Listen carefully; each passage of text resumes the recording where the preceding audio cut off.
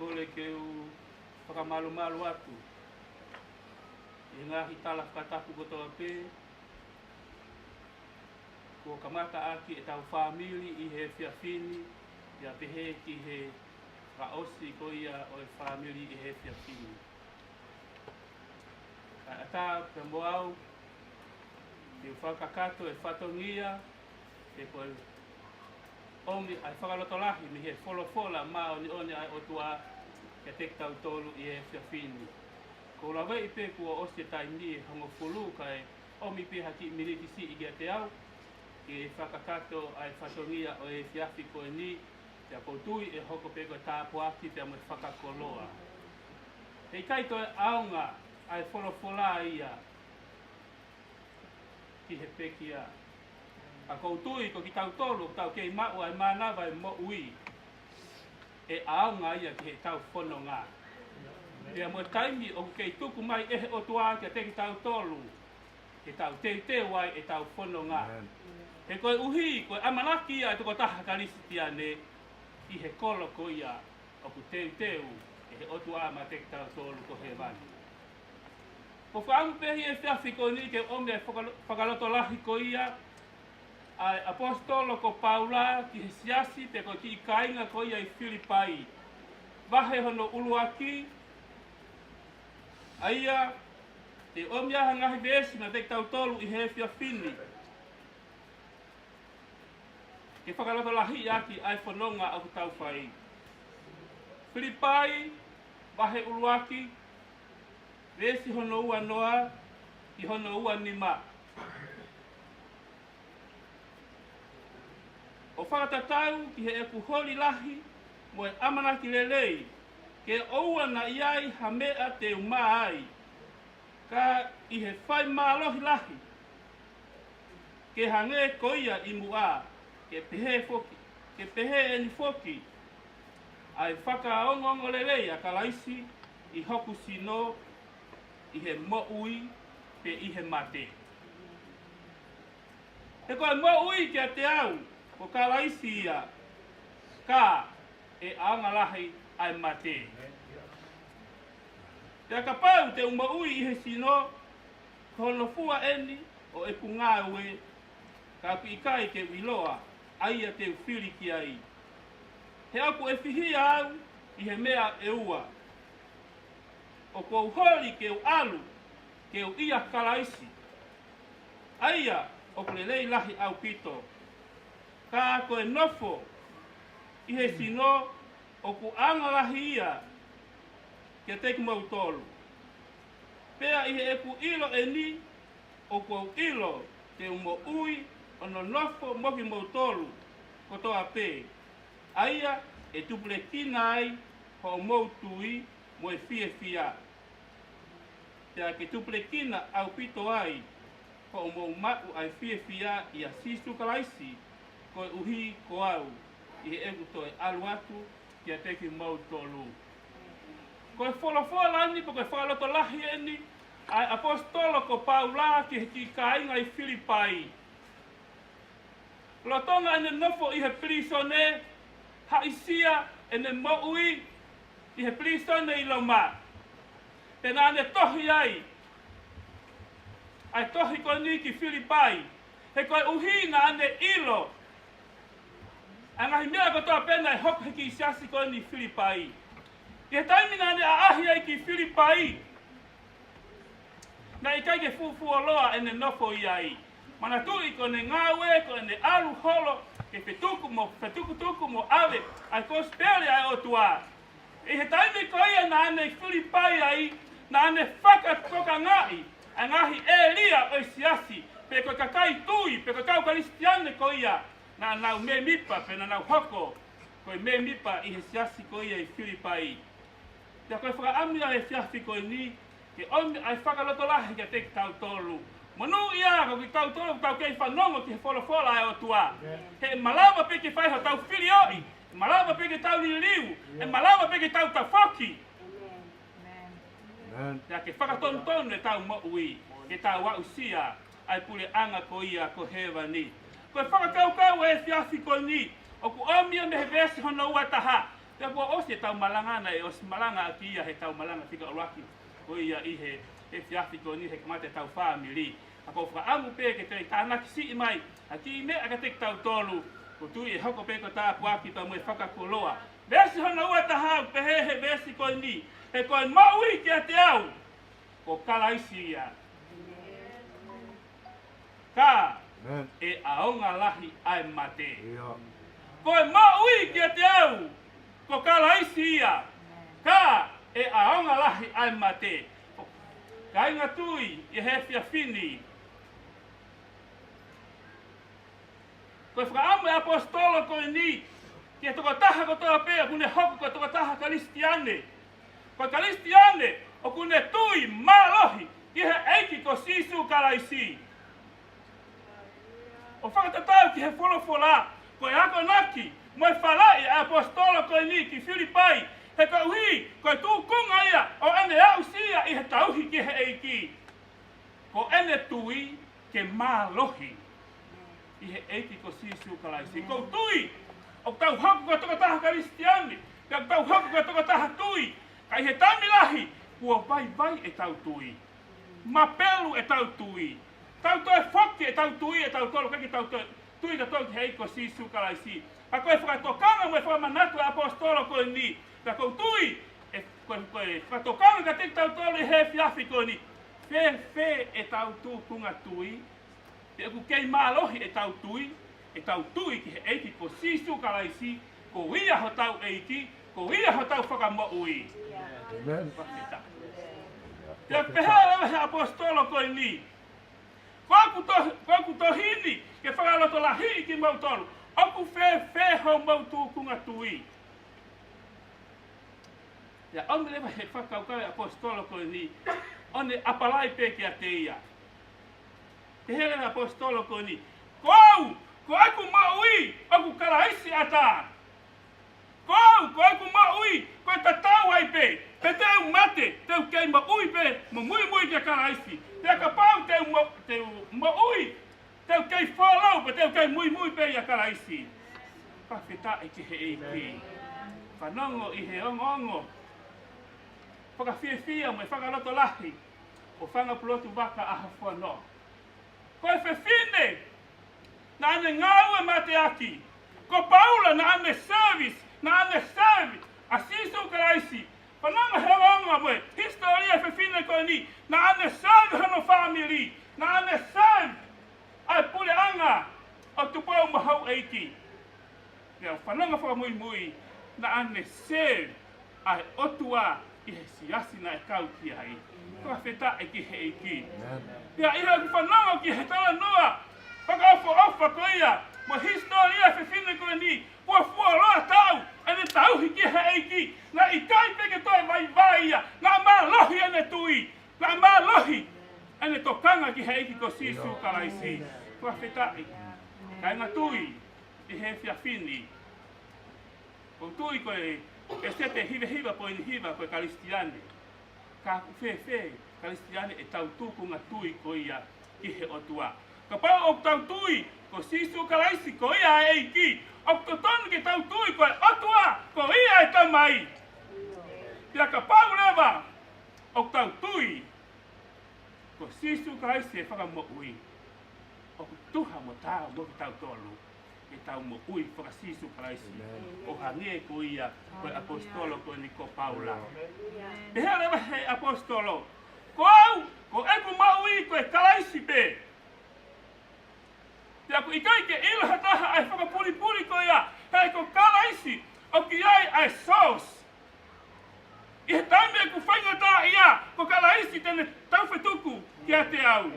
I he taime o pale ma, ko kalaisi tene tauwhetuku ki a te au. I he taimi e ku mau mea, koe whetuku ia kalaisi ki a te au. Koe mea na lavei e loto ko ia apostolo. I he ne.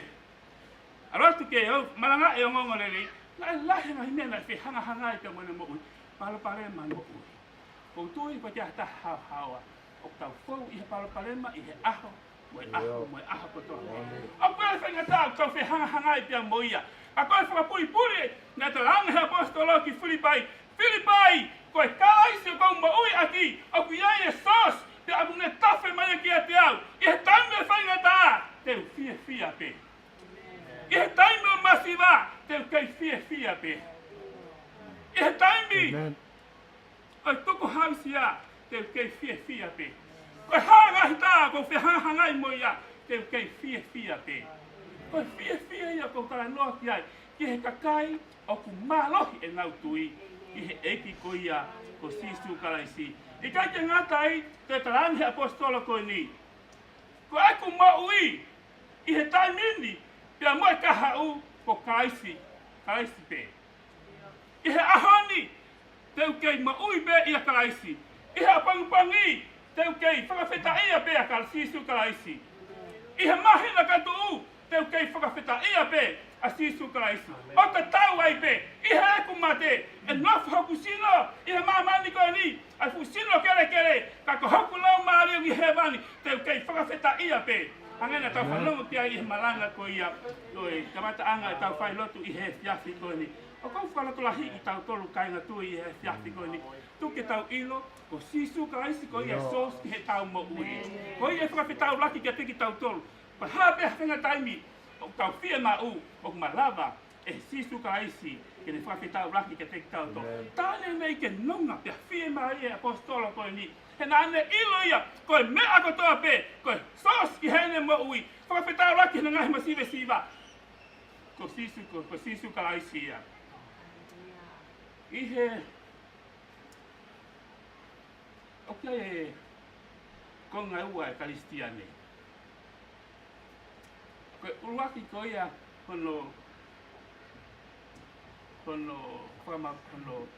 uruaki ko ia karistiane, koe whahinga kakai o kuna ui ka kau karistiane.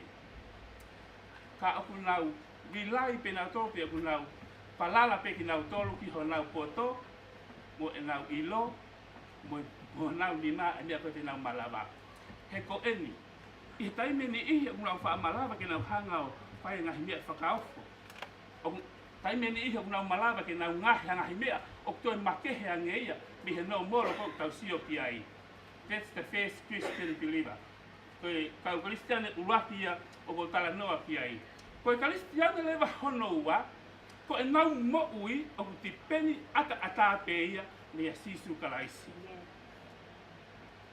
Ko e mea katoa pe o nau falala o sisu karaisi. Ko e nau tui o ki sisu karaisi. Pea ihane pehe lewa, ko Paula ko tala noa ki ai. Ko e toko taha ia nane komit, nane amene mea katoa pe mo ne falala katoa pe ki a karaisi. Pea ko e karistiane ko whaamu ki tau mau i he fiafi koe ni. Whawheta. Kainga tui. Si ngahi whamiri i he whiawhini. Koe whakaamu kia teki tau tolu. O hange koe San Paulo o mai e Paula, pe koe ahonaki o whai he apostolo kia teki tau tolu. Ke hoko e tau ngahi mo ui, ko ha mo ui o malawa e tau wesia lelei e community. O hange pe ko Paula. Na ne malawa ke na hanga wesia, he koe uhi koe mea ia na e hiki ai me Filipai me ki siasi koe ni. Na ne whai ngahi mea whakaofo, na ne malanga e wholofola, pia na ne whakawhetau raki ki ngahi fia maa kotoa pe i Filipai. Pia koe uhi koe pule anga koe ni, ko Filipai o ku kolonie ki Roma. Pia malohi lewa. Ai kau eiki me kautaura eiki koe e Roma, ke whakafoki apostolo koe ni he kolo koe ni. Ka ia whiawhi koe ni koe whehui ke teki tau tolu. Koe whia mao ke teki tau tolu. Ka pau o ke ai ha mea tau tui pe wataha tau tui ke o whia mao ke tau komiti ke he tau tui koe ia. O hange pe koe apostolo koe ni ko Paula. I he spoti, nengo koe te spoti. Ai he toka taha spoti ia kune mateu teu. Kune osi ilo e ia angahi mea kotoa pe tene malawa ai kene ikuna. I he mala e o spoti. Ta tau ai pe angai ko ngahi spoti i whakatini, a kapuru, soka. Ko pau ke nau tau i hanau sinopia, ko pau ke nau whiti nau tolu ke he ngahi eria ko ia, pa mo ngahi timi ko ia manake nau whihang hangai pia mo ia. Pea ia ele pe he lewa. O ku iai e whahinga pole i he nau ngahi mo ui. Te mau tau ma tau koe nipa te mau ikuna. Koe hoko mai tau whika ua te mau ikuna. Koe hoko mai te tau whika tolu. Pe aku tupu laki ai pe e nau pole ke nau ikuna i he ngahi. I he nau tau koe ki he sporti. Koki tau tolu koe au tau tui. I he eki ko sisu kalaisi. Aku tonu ke ea whahinga pole i pehe i tau ngahi mo ui. Koe aho ni e hoko tāpuaki. Koe pongpongi e hoko tāpuaki. Koe mahinga hoko mai e hoko tāpuaki. Koe aho ni koe fia fia. Koe pongpongi koe fia fia. Koe mahinga hoko mai koe fia fia. Koe omni whahinga whakau kau koe nika te tau tolu. Koe apostolo e ni. Na iai e ne whahinga a usia. Ia koe ne whaka amu ia. Ke pasi mai e ne a usia koe ia. E ne experience koe ia. Ki he toko taha ko toa pe. E malava ke ne whanongo ki ai. Ko kalaisi. Ko ia ko mo ui ai. Ko whetai. Ia ko uhi koe no e tau tai ni. Na iai ngahi mea. I he mo ui koe ne apostolo koe ni. Na e malava ke ne hango pole i aki. A Filipai. Koe e whia whini. Koe pole ni ka teki tau tolu. Ka hainga tui, si ngahi whamiri, si ngahi maheni, a ki tau tolu ko tau pe. O tau tau fuatahi i he whiafi koe ni. I hono mātai o e aha whaka osi. Aha tau koe whine koe ni koe whae whita. O omi he apostolo koe ni, e whamanatu koe ni ka teki tau tolu. He apostolo koe ni. Na ane hori lahi, mo e amanaki le lei. Kene whakaongongo le lei, a kalaisi i hono sino ange koe whakatapu. Na aku hori lahi, te au toi amanaki le lei, ke whakaongongo le lei, a kalaisi i hoku sino. Whakawhetai, ange ke ngali fo ou, ke whahinga ni ihi, e ka mata anga tau whiohi i he whiafi koe ni, ai hiwa, ke au mai whakawhetai. E tau whakaongongo le lei, a kalaisi ati ho tau sino. E tau hiwa whakawhetai, a hiki ho tau ni mā i he whakamālo. Omi he apostol ko li, a whakaloto lahi ko ia, ki he kainga koe Filipai, te keke ngatai, na ane toi pehe ki Filipai. Filipai, o kou whakapapau i, koe hae taimi, ko toa pe o kou mau, pe koe mate, pe koe mo ui, ka koe pau ia e ku mo ui, keu ia karaisi mau pe. Tōluna ne whamanatu ki Filipai. E toko taha koe ni. Koe mate, he alu kia kalaisi, he oku le lei lahi. Whakawhetai ki he eki. Le lei lahi ke tau alu, ke tau whakawhetau laki kia kalaisi. He fia he wakai he whiafi koe ni. Ai tui laki mālohi ai whae whita koe ni. Ia kou tui oku fia ai whae whita koe ni. Ke ne alu ke ne whakawhetau laki kia sisu kalaisi. Kai te ngatai, he apostolo koe ni. Koe mate ke alu ke whetau laki, te mo kalaisi koe le lei lahi au pito ia kia te au. Ka koe mo ui, oku aunga ia kia teki mou tolu. Koe ne aunga kia teki mou tolu, mo kei whanangu ke whola koe ai otua. Kei tuku taimi ai otua kia teki mou tolu, ke mo kei whanangu ki he whola koe ai otua. E koe whanongo ki he whola o tua, o ku tupu me ai e tau tui, pe koe whakaosi rewa. Ai kore na e whai he apostolo ko Niko Paula, he apostolo, na aku loto, e umau, ai mo ui, e hoko ai mo ui, ko hawhei lau ia kia kia. Na e kai kene lau, hono taimi, e me whai ngata ia, ka nane kei whei lau i pe, hono taimi, ka mo ene mo ui, ke pasi, ai whola e o tua ki he toko taha ko toa pe.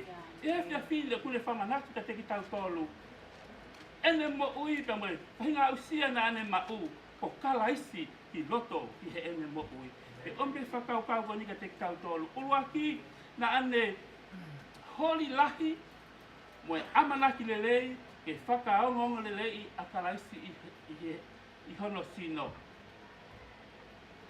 Na ane whainga, I he tapa kotoa pe. Ke oua na iai hataimi, e wesi ai ene mo ui, koe uhi koe whola, koe ia akune talaki. I he wheitu kotoa pe na ane iai, na ane whainga ke hoko ene mo ui, koe si pinga, pe koe mo tolo ia, I he toko taha kotoa pe. Ia feitu nane iai, nane whainga kene hoko ia, ko hatoko taha kene influence lelei, good influence ki he community pa mai atakai. Ko tui, ko hoko mai fola ko ia, ene tohi ko ia ki Filipai, ko hatohi kene ako ne kina ki tau tolu, ke ha, ke tau ui whakakala isi. Lahi e parapalema, lahi whainga ta ia tau nofo he fufonua ko ni, mohu no ngahi uni mea, ka ukei ue sia pe ki tau tolu, ihe mo ui, ihe angahala, pe me ngahi mea oe atakai ko ia, oe fonuani. He rewa he apostolo, ko e ku whakaamu ki toi whai hanga ue e lahi ange. Ihe ngahi ngā ue ko toa pēna aku whai ki mua. Whawhita i ki hei, kainga tui i hei whiawhini. Ko e whia mau ia ka teki tau tolu. Whia mau ke tau hiki tō e tau mo ui. Ko e mo ui, oku i kai ke ngata pē i he ahoni.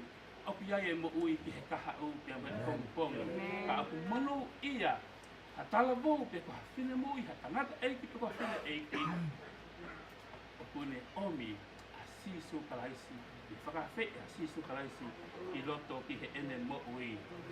He rewa he apostolo. Nea mua e ku nofo pōpula i he pliso ne. Ka nāku kei amanaki lelei pe au i a sisu kalaisi. Nea mua e ku nofo haisi a.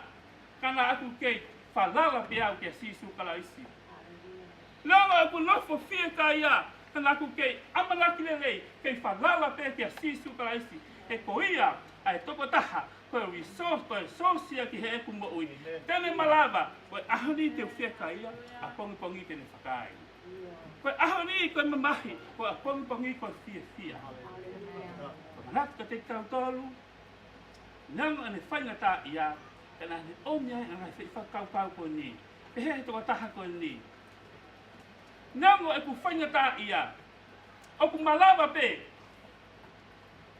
kei whakaongongole lei a kalaisi i hoku sino.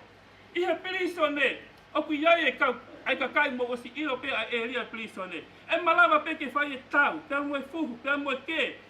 I he piliso ne, ka naku whainga, ke hoku sino, ke whakaongongole lei a kalaisi. Aki eni. Ka aku whainga, ke umarui, e ku mo ui me he loto si i. Aku au ke whaitu whakapo uli, pa whaitu koe ke wanga maheni ki ai. Ka kou whenga pe ke umalu i ke oua te loto si i. Kei te ngata pe i hene whenga ke malu i hono sino me he loto si i. Ke nane whenga ke oua te me maa ka loto hoha. Pa taimi o ku tau arai ka whaitu o koe ke tau wanga maheni pia moia. O ku tau o i pek tau tolu. O koe ko ha atmosfia lelei ne te tau tolu. Kana e whenga e apostolo koe ni ke ua tene mau halota o kusi. Te ua hohaa ene mo ui. Koe mea ia ku totonu ai ka te tau tolu. Ke tau nofo e tau mo ui ia sisu kalaisi. Ke koe ia toko taha. Tene omi a fie maari e ke te tau tolu. Tene omi a nonga ke te tau tolu.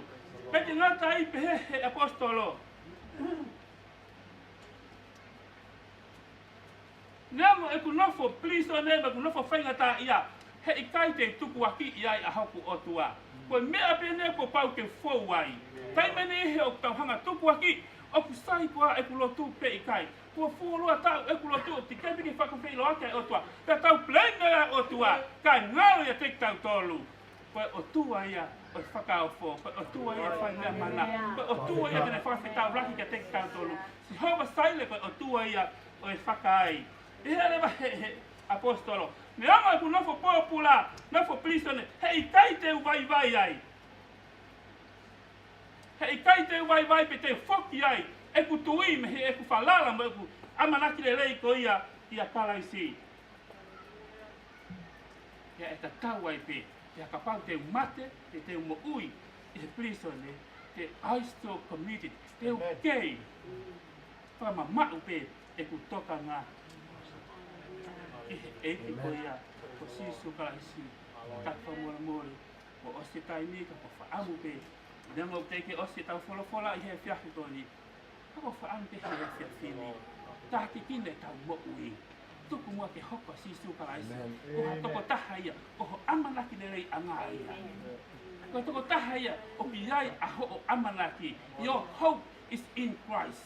O ho amanaki o ku ia kalaisi. O ho trust o ku ia kalaisi. Pia tuki ke ilo I he whiawhiko ni. Ka pau ka whanongo ki he whola he whiawhiko ni. Ko sisu kalaisi ia. Ko e alo ia o tua. O ku iai a sos ke ne whakawhetau laki. Pia teki tau tolu.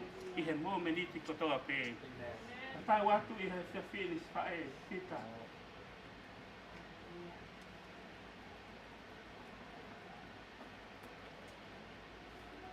Whanopolotu waka a hawhona. Ko te tau a tau e rei. He whanongo, he historia, na he te piki mau pē, puke mau pē a ho o tui. Na I te marohi pē, ho o tui aki, ke hokua sisu ka isi, ko ho eiti na mawhakuma. Wholau wa.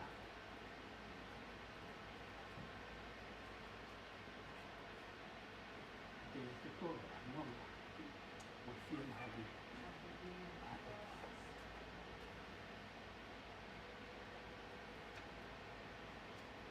Kore te ke tau hiwa mai I he hiwa kura asi.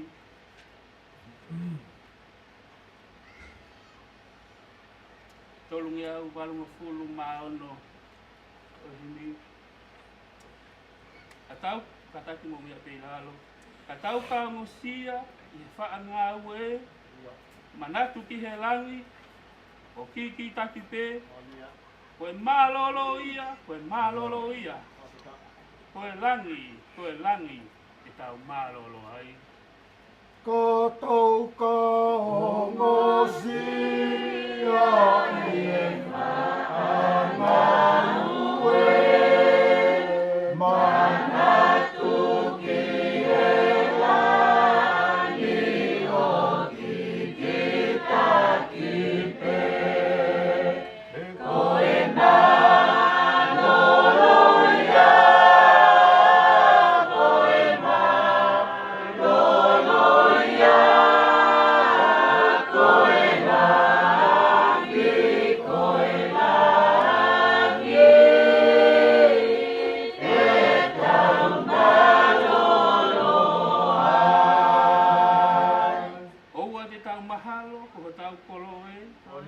Koe nofo muli eni, koe kumi api pē, koe mālolo ia. Te tau mahalo, ko tau koloe. Koe nofo muli eni, koe kumi api pē. Koe mālolo ia, koe mālolo ia,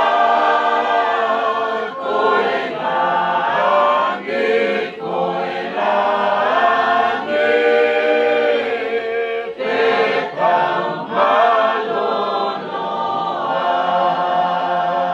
ai. Osi, oua te tau mālolo, Oni. Sia. Ia, Oua ke mau ai kolo, ke lava he tofi. ia, Koe mālolo ia, koe mālolo ia. Koe langi, te tau mālolo ai. oua te tau malolo ne omosi. Oua te mau ai kolo, ke lava ai tofi. Koe mālolo ia, koe mālolo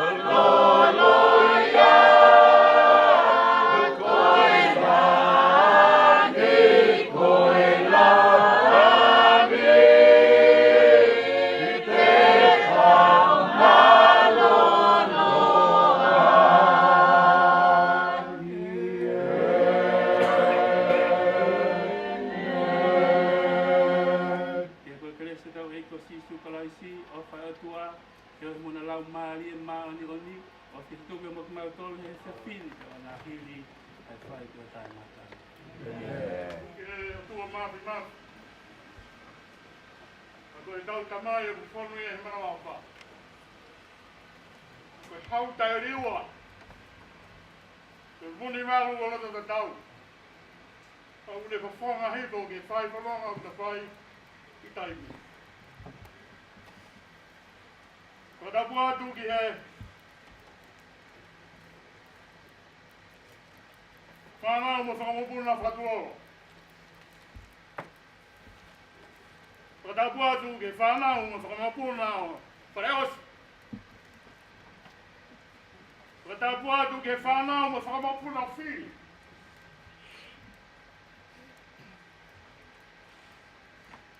Ko ta pua atu ki he whakanau sāre whatuoro.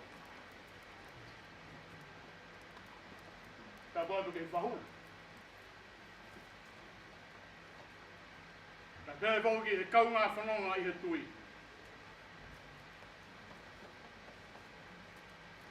Ta ina pulot. Toka pē mua i o whakalake pā. Kai tū ke whai ka whatongia. Ke whai ka whakamāo. Ke o kāinga lotu. Ke o whamiri. Ke o maheni. Ke tauanga ko whai. Ke tōtau ko ke whai. Ka pātu ki he.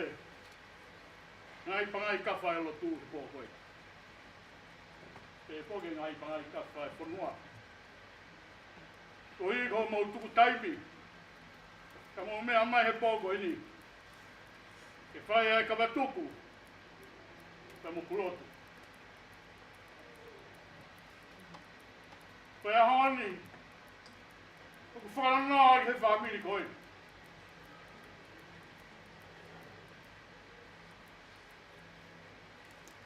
Siolongo e atu motu lalo e hago e ni. Ke whakaongo pē.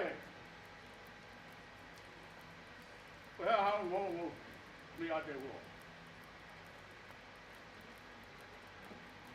Ka ni ongo ia kau ngā whanonga he tui. Ke pōpō uri gai na helo ta whare o talanga i ka pā. Ko māmai. Ke loi mata nai ta whē. Ko nonga moi. Pe ui pēko e haa, ko ui pēko ho o wha. Ko ka tawanga i hotua mafi. Hipa mai le keres whai whio. O whare ia te koe pe moau. Ke whai a kia, whanonga u ta whai. O pātu ki he hui tau ka me ki whanau whaia. Ko tawanga hipa mai e nonga. Ko tau eiki huhui i te koe. I whanau whaia. Nea o koe nofo pē, whanau a honi. Koe riko ta whanonga kua ho ta amana ki ana. O sātai me ko wheuga mo tawa i ana. O ana te tuku he tairi. O puro tua i ko te toka mai e haa. Ka ko ne tāra mai me ngā whatongia e whanonga. Tau ngā whanonga he tui, o o whata ri motore pōkoe. Kai te umau hare are rei ke watma motore. O ke tāpua ki bea e ki. Ke nufo e te motore. O whanongia o tau. O whalahiat. O ke tau mau pōre rei he pōkoe ni. Tau te whata ato. Le whahama he wito ke te au. Tau tūtū ni kia pōngi. Koe maranga whai e heri he taimi kiwa. Ka tau tōku whaase e te whai tōku. He rea, whakamaro. Mutua tai roha koe ni, ko whonu e honga ia, tua o whai ke.